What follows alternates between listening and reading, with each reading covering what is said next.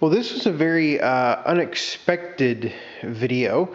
If you can't tell, I have the 1445 substantially disassembled in terms of external stuff. Tires off, seats out, dash is off, whole 9 yards. So I was working on an oil change, which is in a different video, and I walked out and I noticed I smelled burning plastic. And I could not figure out what the burning plastic was, or melting plastic. There was a small amount of smoke everywhere. And anyway, long story short, the positive terminal on the battery was hot, and so I just quickly disconnected the battery. That solved the problem, and then I set about trying to find the source of the smoke, etc. Well, long story short, here's what happened. So let me find here's the offending party. This line right here. This was an accessory cable that was on the battery. I thought it was to the fan, but that is actually a separate outlet. Let me get my flashlight here. So there were two accessories coming off the battery. You can see the one that goes to the fan. Nothing wrong there. I first thought that was the problem, and then noticed a second wire that was kind of dangling there, and evidently it had contact with the frame. Well, that's not all that big a deal, right? I caught it. Should be the end of the story. No, it is not the end of the story. Why? Because the stray voltage decided that to rid itself, it needed to somehow come up through the throttle cable. Well, the burning smell of plastic I had was the throttle cable actually melting into the housing.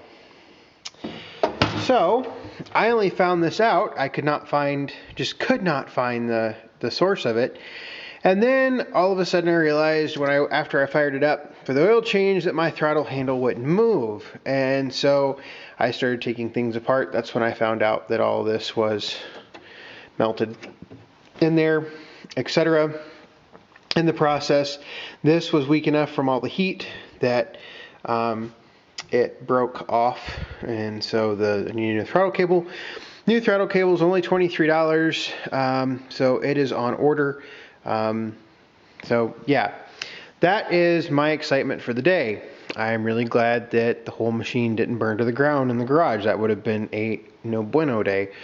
So anyway, long story short, the new throttle cable is the dealer actually has one. They're $23. It's on order. Given this is a long weekend, I will pick it up on Tuesday. The machine still cranks just fine, runs just fine, just doesn't have any throttle. So the throttle cable has to be replaced. I've got to take it off of here, take this out somehow. I'll have to figure out how to fish that out of there. The throttle cable comes down the column, comes in here. There's a whole bunch of lines, hydraulic lines and everything. I'm hoping that none of the hydraulic lines were melted. I hope. So then it comes on down here, back here, and then you can see the throttle cable right down there in the flashlight. Two nuts that have to come off. One nut that holds the throttle cable, and then the jam nut and the one that actually holds the cable in. So that is the unexpected project I'm working on. This will probably be a relatively short video. I don't know if I'll show the repair or not.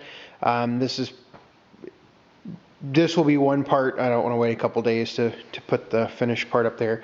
Nothing like a little excitement. I'm really glad that I was standing here and working on it. I'm guessing I washed the machine yesterday, and the accessory cable must have been just hanging out.